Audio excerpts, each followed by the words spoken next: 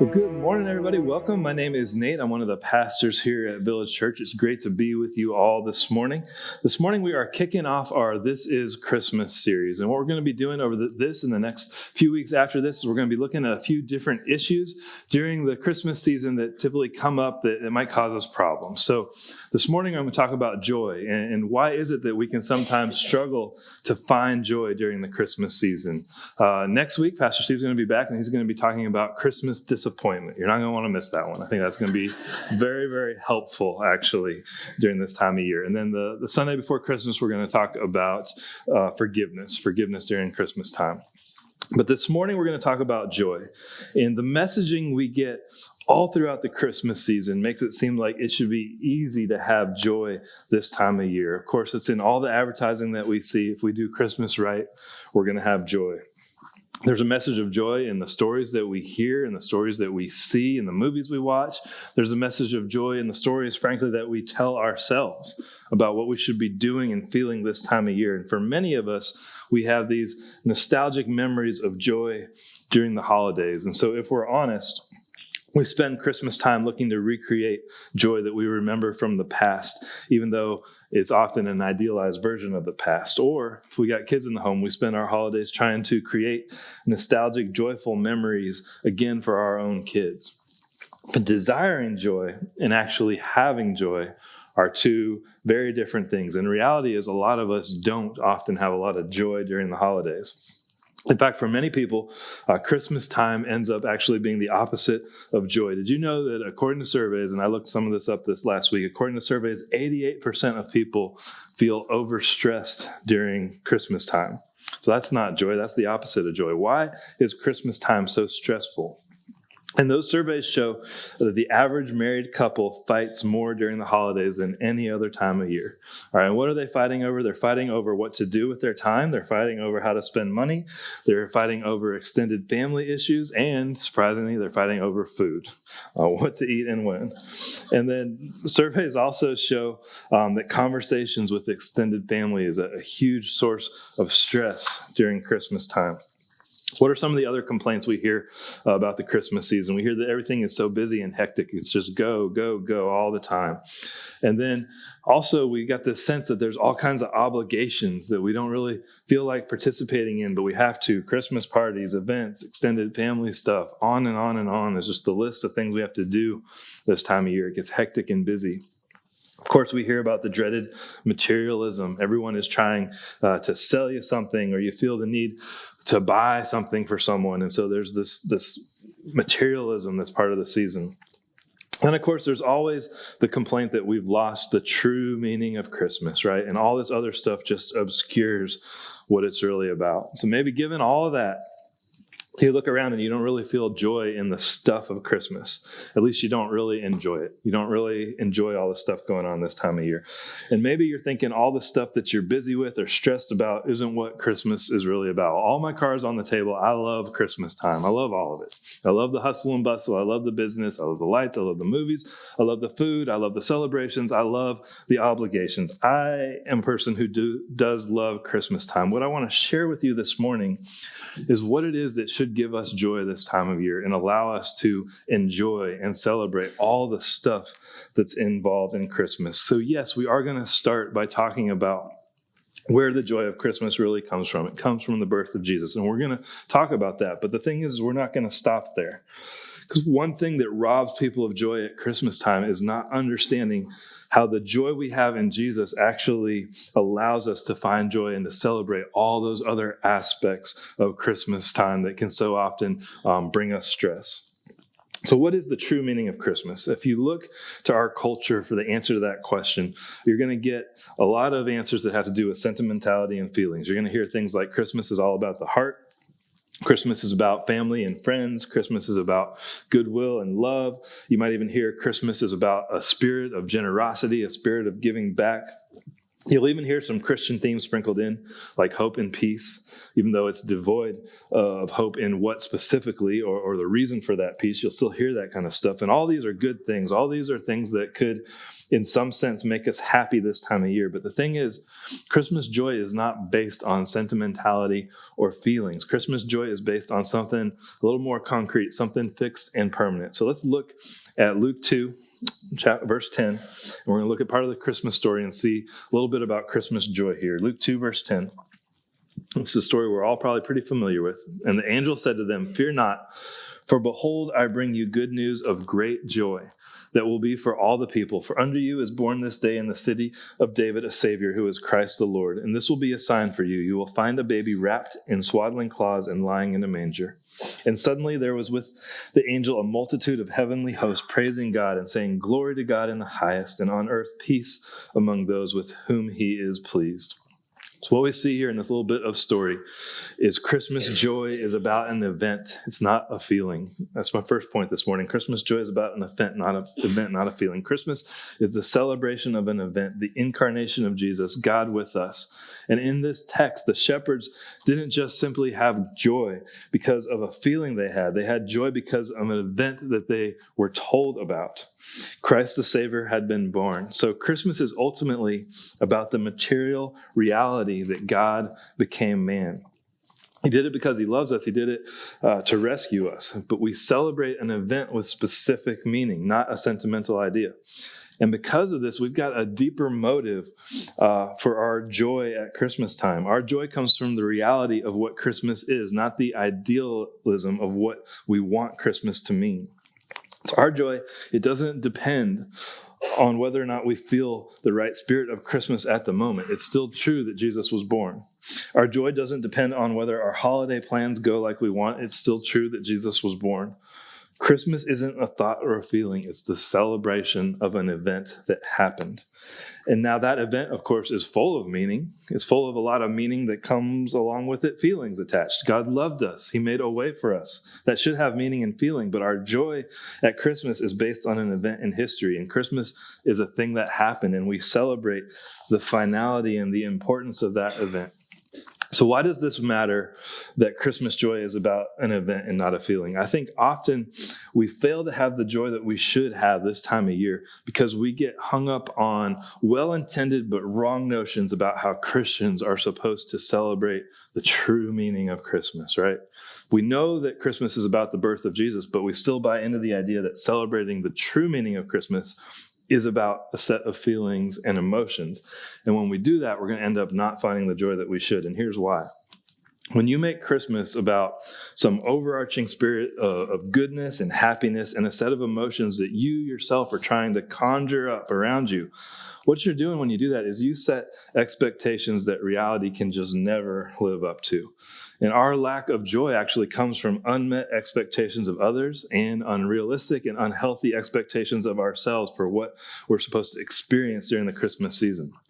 What ends up happening if you do that is the season becomes about doing and thinking and feeling all the right things that you're just trying to conjure up instead of just celebrating and enjoying what God has done. And when you do that, stress is bound to happen. Stress is a signal that something is wrong with how we think about Christmas time.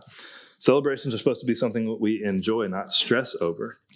And then this kind of thing just compounds on itself. So since our Christmas joy can never live up to the hype in our minds and the expectations that we have for it, we don't end up celebrating like we should because it was kind of a letdown. And so that just compounds on itself.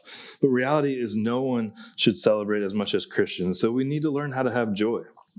Another thing that can kind of creep in is the loss of loved ones during Christmas time can rob us of our joy. And that also is based on this idea that Christmas joy is about a feeling and emotion and not an event. Because what can happen is if you live long enough, you are going to have loved ones that you've lost that you remember around the Christmas time. And if Christmas joy to you is all about a feeling, you're not going to have them there for that feeling. But if Christmas joy isn't about an event that happened, it actually is that event, the coming of Jesus, that is our only hope in the face of loved ones that we've lost. So focusing our joy in Christmas on an event is essential for having joy during the holiday. We can even turn the Christmas story itself into a sentimental feeling rather than a celebration of an event. That's something that we can do if we don't think about what it is that we're doing in the right way. And so this is something that I see happening even with Advent celebrations. And so it's a caution to be careful with how you do Advent. Do you know what Advent is? Advent wasn't a thing 10 years ago. Now, that's actually not true because Advent is from church history and it's been a thing for thousands of years.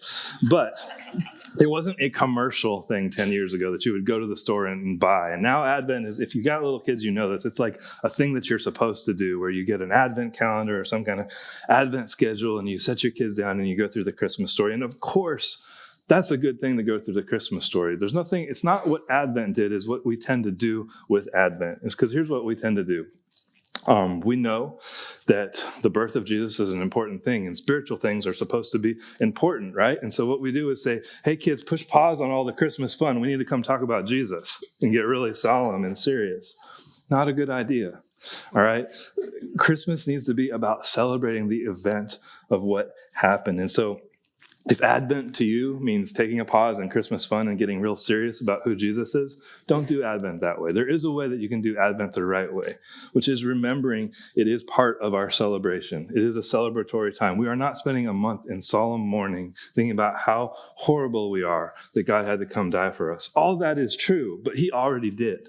All right, that's the thing. We don't need to mourn and wait for Jesus to come. Christmas is a month-long celebration of the reality that Jesus already has come. So we need to celebrate it like that the whole time. So yes, we need to know our need for Christ, of course. But all of Christmas time ought to be an appropriate celebration because we are people that know that we are celebrating an event that has happened. Don't let anyone convince you the real meaning of Christmas is found in some kind of serious reflection. The real meaning of Christmas is actually learning to celebrate widely and broadly and freely the supplying of our need by God. We're celebrating an event that's happened. It's done. Jesus has come. So once we understand that Christmas joy is about an event and not a feeling, what kind of response does that create in us? How do we react to all the different stuff and things of the Christmas season, all the hectic busyness and obligations and materialism that 88% of us say stresses us out during the holidays? I think at that point, you might be tempted to think, great, our joy is to be found in the event. It's in Jesus. So the answer then is to focus on Jesus and ignore all the other stuff. After all, don't we know Jesus is the reason for the season? Of course that he is, all right? But that is not the answer. He's also the reason that we should enjoy every part of the Christmas season, every busy part, all the hustle and bustle, all the movies, all the lights, all the food, all the obligations. Jesus is the reason we should enjoy all of that stuff. And when we say enjoy it, we really mean actually enjoy it. It should be obvious in our attitude that we enjoy this time of year. The meaning of Christmas is not found in rejecting the celebrations we see all around us, but embracing the celebrating while also understanding the deeper story behind it all. So the key is when you understand what Christmas is really about, you're going to celebrate more and not less. I want to propose to you this morning that the reality of the Christ-focused event of Christmas actually puts Christians in the position to do the most celebrating with all the other stuff of Christmas beyond just the Christmas story. All the other stuff itself is not bad. It's just the world around us doesn't know what they're celebrating. And so that should actually be kind of a cool thought to us as Christians. We understand what this season is about. The world is out there running around. They're busy. They're hectic. They have all these parties and traditions and things, and they're doing all this stuff, and they don't even know really why they're doing it. They're seeking after joy. We know why. We know that all of this is happening because 2,000 years ago, Jesus was born. And so that should put an attitude and a mindset towards celebration in us that we are going to celebrate more because we understand more what it is all about. Let's look at another part of the Christmas story in Matthew 2, 10 through 11. I'm picking up here with the wise men searching for Jesus. Matthew 2, verse 10. When they saw the star, they rejoiced exceedingly with great joy. And going into the house, they saw the child with Mary, his mother, and they fell down and worshipped him. Then, opening their treasures, they offered him gifts, gold, frankincense, and myrrh. So it goes without saying, I think, that the joy of the wise men was not sentimental. It was not just some emotional feeling they had. some spirit of goodwill. They had just traveled a very long way and for a very long time. And so when they actually found Jesus, this thing was real. They rejoiced. And then they didn't just rejoice, they celebrated. All right, they gave expensive gifts. They made a big deal of all of it. This was Christmas joy that was evident in the way that they celebrated. So I want us to think this morning, second point, no one should out-celebrate Christians at Christmas. Nobody should out-celebrate Christians at Christmas. We need the kind of joy that leads us to out-celebrate those who don't have it. And that should be clear to everyone around us. It's obviously true we should remember that Jesus is the reason for the season, but remembering this should lead us to more celebration, not less. Christians should be motivated by their joy of an event to out-celebrate others at Christmas time. And we need to understand all the stuff of the Christmas season is ultimately a celebration of Jesus, whether people realize it or not. If we have Christmas joy that's based on what God's done, it's going to show up everywhere, not just when we're talking about the Christmas story. So why do we enjoy time with loved ones? Why do we put effort into decorating our house? Why do we have special traditions and Christmas movies and going on tacky light tours? And why do we eat good food? Why do we go to Christmas parties? Why do we give gifts and hopefully gratefully receive gifts too? All the answer to all these things is we celebrate all these things because we know the deeper meaning that we are celebrating an event, that Jesus has come. Now, what about materialism? What about this objection that so much of Christmas has just become about stuff, about materialism and commercialism? Isn't it true that we shouldn't celebrate that? It seems like the world has turned Christmas into being all about stuff and spectacle. I think we need to have a mindset about Christmas that it actually is about the material. And I think that's what we miss. I think when we buy into this idea that Christmas is about a feeling and emotions that we're trying to conjure up, then materialism seems wrong. But if we understand that Christmas actually is about celebrating an event that happened, material stuff is how we celebrate things that happen. And so there's actually a portion of us as believers that needs to embrace celebrating the true reality of Jesus with the material stuff of God's world. Think about this. How much stuff you put in, and when I say stuff, I mean effort, I mean money, I mean time, I mean whatever you have available to you. How much stuff you put in a celebration is appropriate or not appropriate depending on what that event is. So if an event was really important, putting a lot of stuff into it makes sense. Now, we are in a culture right now where we're going overboard on celebration. All right, sometimes we are just out celebrating things that really aren't that big of a deal. One example, might step on a little toes in the room. I don't understand gender celebrations. I don't understand gender reveal celebration parties. All right, I see this happening online, and I'm thinking every person who has ever lived has had their gender revealed. It's not unique, all right? Now, we might be heading to an age where knowing someone's gender is actually an accomplishment, but that's another sermon for another time. But it's not an extraordinary event, right? But we put a lot of time into it. However, Jesus, the second person of the Trinity, God incarnate, becoming a man, this is a one-time event. There is no celebration that we could do that would out-important the coming of Christ. Like, this is just one of the most important things that has ever happened in the history of the world. So no amount of celebration, honestly, is overblown when it comes to celebrating Jesus and the fact that he came. You can't go overboard. It's not about rejecting materialism, because part of celebrating Christmas is properly enjoying all the material stuff of the reality of Christ coming into the world. So celebration is a material thing. Celebration involves senses and tastes, locations, games, gifts, yes, even movies and lights and all this stuff. That's all part of celebration, and we should learn to enjoy that as part of something bigger, realizing that this is all happening because of Jesus. Another question that comes up when it comes to, like, what should our Christian traditions and Christian Christmas celebrations be, is the question of what about Christmas traditions that have origins outside of Christianity? Isn't it a reality that some of the things that we celebrate are non-Christian in their origin? What about Christmas trees? What about Santa Claus? Aren't a lot of Christmas celebrations actually about the winter solstice?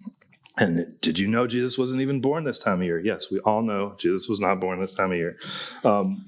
First, some of these celebrations, I think, first we need to understand is they actually have more of a Christian origin than sometimes we realize. So we've been led to believe some things that aren't completely true. One is Christmas trees. Have people of all throughout time put plants in their house? Yes, they have. But what we know as Christmas trees originated with the Reformation, actually. There's no doubt about that. In Germany, during the Reformation, that's the first place you would see what you would recognize as a Christmas tree. That's a Christian thing. Of course, well known that Nicholas was actually a real hero in the early church, so there is some Christian origin to that. As far as the time of year, celebrating the birth of Christ, the light of the world, at the darkest time of the year makes a lot of sense. So were there pagan winter solstice celebrations? Of course there were in history, but here's what we need to understand. No matter the origin of a celebration and traditions, we need to remember that we are celebrating the coming king. And so it makes perfect sense that Jesus as king would supersede and overrule any human tradition and make that celebration about him. That's actually something that we should embrace. The celebration of Jesus consuming and overriding secular celebrations is exactly what we would expect a coming king to do. This doesn't mean, so we want to find Jesus in everything then. We want to realize that whatever it is that we're seeing that people are celebrating, they're doing it at Christmas time because it is about Christ, even whether they realize that or not. It doesn't mean that we Jesus juke everything. It doesn't mean our answer to making Jesus king of all celebrations is to insert a little bit of Christmas story in everything. Yeah, that can just get annoying after a little while. But as Christians, what it is we feel freed up to celebrate everything that the season brings to us because we realize ultimately, whether folks know it or not, it's all about Jesus. You can enjoy good things that God has given for the good things that they are. And in doing that, that's an acknowledgement that it's all from him and because of Christmas. So feel free to enjoy good food. Enjoy giving gifts and enjoy receiving gifts. Enjoy time with friends. Love that extra time you have to spend with family. You need to enjoy Christmas movies and lights. You need to enjoy Christmas parties and tacky sweaters. Here's another thing I think you need to realize. You even need to enjoy shopping this time of year. I hope there's some women in the room that are appreciating what I'm doing for you right now. If you can learn to enjoy going to a mall on Christmas Eve or the Saturday before Christmas and look around and just see all the busyness and all the people running around like crazy people and realize they don't know why they're doing this, but this season has come about because Jesus was born, whether they know it or not. There's something good about understanding that this bustle is because of Jesus. We can do all of that. I think another aspect of celebration that we misunderstand and it robs us of Christmas joy is that celebration does take effort. Like we need to be okay with that. We need to change our mindset about this in order to enjoy Christmas more. Often, one of the biggest complaints that I hear about Christmas and the thing that robs us of joy is that we have to just do all this stuff. We've got to decorate. We've got to spend time getting ready for things. We've got to go here and go there and just all the effort. And it just seems like if this is just all about Jesus, would it be so much work?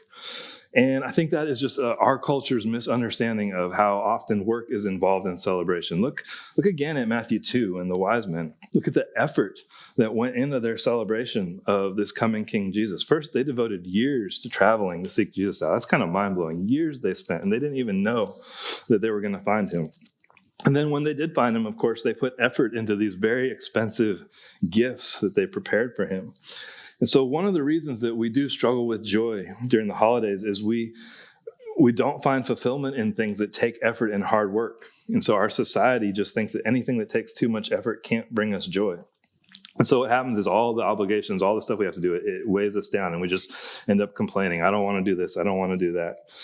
We need to have a different mindset. Often celebrations take effort, and that's okay. The best hosts of parties put a lot of hard work into the party. You get terrible hosts don't put much work into the party at all. And so we've all been to those different kind of parties, right? You've all showed up at a party where it's clear someone cared about this. Someone must have put days and days of work and effort into this party, and it shows and it's enjoyable. And then you've been to one where you just showed up and it's like a couple guys on a couch and, some prepackaged food and I don't know. But they didn't try at all, right? You see the difference. One took a lot of work and a lot of effort and was a big deal for someone, and it brought a lot of joy. And so we need to be fine and okay with putting effort into celebrating. You need to just be okay with the fact it's going to take time, and it's worth it because we're celebrating the event that Jesus came. One thing that can breed a lack of joy in the face of a lot of effort, though, is a lack of gratitude. So make sure that you are having gratitude for those that are putting effort and work in. Make sure that you have gratitude in your house for the things that we're doing during the Christmas season. Make sure that you have a house that is full of gratitude to God, of course, above all, for what he has given to us. Gratitude will help you put joy in every part of your celebration. Finally, one other part when I'm thinking about how do we celebrate Christmas that I want to talk about for just a little bit is the idea of serving. So talked about joy, we've talked about celebration. And one message that I hear coming at us a lot is that ultimately Christmas is about serving and about giving back. And so if you want to know the true meaning of Christmas, you've got to serve and you've got to give back. And I think the result of this is correct. We do need to serve and we do need to give back. But the idea that that's the true meaning of Christmas, I think, is problematic. And let me tell you why. Now, first, for Christians, we should always be giving and serving. That's one thing. It's not just something that we do during the holidays. What is a Christian who only thinks about giving and serving during the holidays? They're ungenerous and they're uncharitable. So we don't want to do that. That's part of our life all the time. But if we have this notion that the holidays is specifically about giving and serving, we're missing the event that we're supposed to be celebrating. The holidays is about giving for one person, God. All right. God gave us Jesus. He gave us something that we could never earn. And so actually it is more right, and I wouldn't even say this exactly, but it is more right to say that the holidays are all about receiving. The holidays are about us realizing that something real in history happened. God sent Jesus to become man to save us, all right? And we receive that gift. We could never do anything to earn it. And so in that respect, the holidays actually are more about realizing that we are receiving something we could never earn. Now, the reason I wouldn't say it that way is because, again, we should be serving and giving others all the time. We do that out of gratitude and out of a love for God and what he has done for us. But don't just reduce Christmas to Christmas is just about serving and giving. You're not going to celebrate appropriately. That's actually not what Christmas is about. Christmas is about celebrating what God has done and celebrating it appropriately because of the greatness of God's gift to us. Obviously, we should still give. Obviously, it's fine to think especially about giving and generosity during Christmas time, but don't let that take away from the reality that Christmas is about what God has given to us. The final thought about Christmas joy that I want to close us with this morning is considering the importance of joy for our witness to the world around us, including our families. So let's look at a longer passage in the Christmas story in Luke chapter 1. Starting in verse 67. And this is a part of the Christmas story we don't often spend much time on. But this is actually John the Baptist's father, Zechariah. And he is rejoicing over the coming Savior, Jesus. And then he's also going to rejoice over the role that his son, John, is going to play in pointing people to Jesus. Let's look at Luke 1, verse 67. And his father, Zechariah, was filled with the Holy Spirit and prophesied, saying, Blessed be the Lord God of Israel, for he has visited and redeemed his people, and has raised up a horn of salvation for us in the house of his servant David, as he spoke by the mouth of his holy prophets from old, that we should be saved from our enemies and from the hand of all who hate us, to show the mercy promised to our fathers and to remember his holy covenant, the oath that he swore to our father Abraham, to grant us that we, being delivered from the hand of our enemies, might serve him without fear in holiness and righteousness before him all our days. So I'll stop right there for a second. All of that he just said is him giving praise and rejoicing that Jesus has come. That's what he's doing right there. He is joyful that the Messiah, Jesus, is coming. And then where does he go from there? Starting in verse 76, then he's going to talk about how excited he is that his son, John, is going to be a witness to Jesus coming. So verse 76, it says, And you, child, it's talking about John the Baptist now, will be called the prophet of the Most High, for you will go before the Lord to prepare his ways, to give knowledge and salvation to his people and the forgiveness of their sins, because of the tender mercy of our God, whereby the sunrise shall visit us from on high, to give light to those who sit in darkness and in the shadow of death, to guide our feet into the way of peace. So don't forget that John the Baptist is part of the Christmas story. And the focus of John the Baptist's birth was not about his own greatness, of course. It was about the joy in the coming King Jesus. And then what was John? He was a joyful witness. John was a joyful witness about what God had done in this Christmas event. And that was a powerful witness to faith in Jesus. Joy is a powerful witness to our faith in Jesus. And so we need to remember that as we're thinking about celebrating Christmas. Our joy is a witness to the culture around us. It says something to those around us when we're not stressed out, when we're genuinely enjoying this time of year, when we are genuinely focused on celebrating God's gift to us. If the birth of Jesus is the important event that we say that it is, enjoying the season that is all about that event says a lot about our faith. Consider that you learning how, and this is something we have to learn how to do, but consider that you learning how to be joyful at Christmas time is an act of worship and mission. And that means real joy, not fake joy. That means joy in all that the season brings, not just some condensed joy as you read the Christmas story. So don't get me wrong, the Christmas story matters too, but our joy throughout the season is our witness to what God has done. I think also we need to take genuine joy in the mission opportunity of Christians. And a mission opportunity of Christmas for Christians. So more non-Christians come and hear the gospel preached during Christmas time, and especially on Christmas Eve than any other time of the year. That is just a stat. It's just facts. It's undeniable. That should be something that brings us joy. We should be excited about that reality. So it's one thing to be happy about that. You can be happy about something that's true. There will be more people here on Christmas Eve than any other day of this year. That is true. But the question is, what does our joy in that cause us to do? Are you going to invite? Are you going to approach the season with a hospitality to others? Are you going to go out of your way to make some cookies for the neighbors? Are you going to go out of their way to give a gift that could mean an invitation, whether to church service or whether just to your house, to build a relationship? The mission opportunities of Christmas are huge, and so we need to find joy in that. I think the biggest place Christmas joy is an important witness to our faith is actually in our own homes with our own children. So I want to take just a minute as we're getting close to the end here this morning. I want to talk about the concept of Christmas joy in our home for those of us who have little kids in our house, which I know is a lot of us, or bigger kids too. We need to have houses that have joy. You know, we recently kind of updated our stats as a church and kind of looked over the church membership and people who are attending, and we are now at a place where there are over 200 kids who call Village Church home, 5th grade and under. We are overrun with kids. That is a lot of kids. That is a huge blessing. You need to go thank the Village Kids worker after service if you haven't done that recently. They are busy. Their hands are full. And our hands as a church are full, and this is a huge blessing. But we need to take seriously our joy in front of our children. The matter of joy in your home is important throughout the year. This is really a principle of parenting that it matters throughout the year. But I would say it's even more critical this time of year. Your home being a joyful place is a huge witness to your children. So don't miss that. Your kids should associate this time of year with a joyful celebration. If you want to pass on the true meaning of Christmas, that we're celebrating the event of what God did, real joy in the home is going to do more to do that than any amount of Advent calendars you could do, as important as those are to do too. You can't tell your kids how important the Christmas story is and then have a home that is no fun during Christmas. All right, it's not going to work. You don't want to be the parent that is telling your kids in a stern, strict manner, this season matters because of Jesus, and then they see no joy in the home. We've got to have our kids see joy in the home and throughout the activities that we participate in as a family during Christmas time. It takes effort.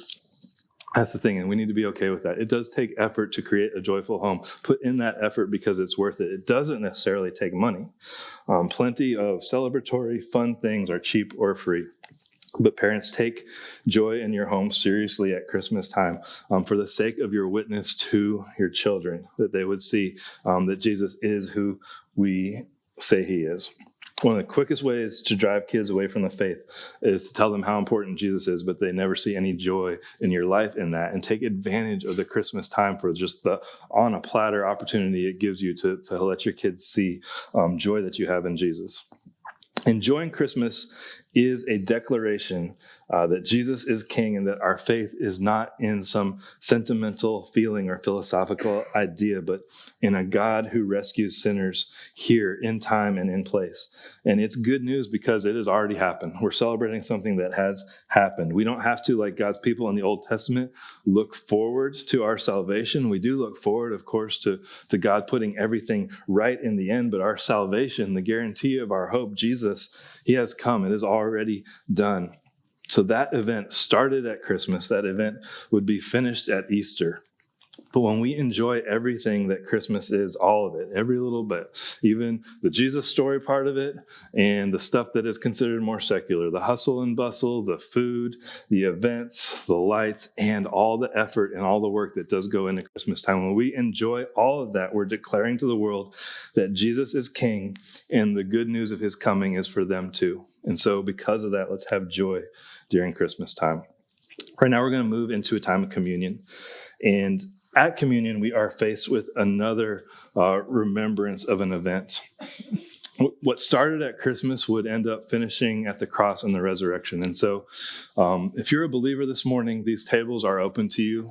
There's tables in the front and the back. And the bread represents Christ's body broken for you. The cup represents Christ's blood shed for you. But as we come to the tables this morning, I want us to remember that our faith is not based on a set of philosophical ideas. Our faith is not based on a sentimental notion of what God might think about us. God has proven what he thinks about us and what he did. He came and he died and he rose again. So as you come, just remember that our faith is based on events, and we praise God for that. When you're ready, come.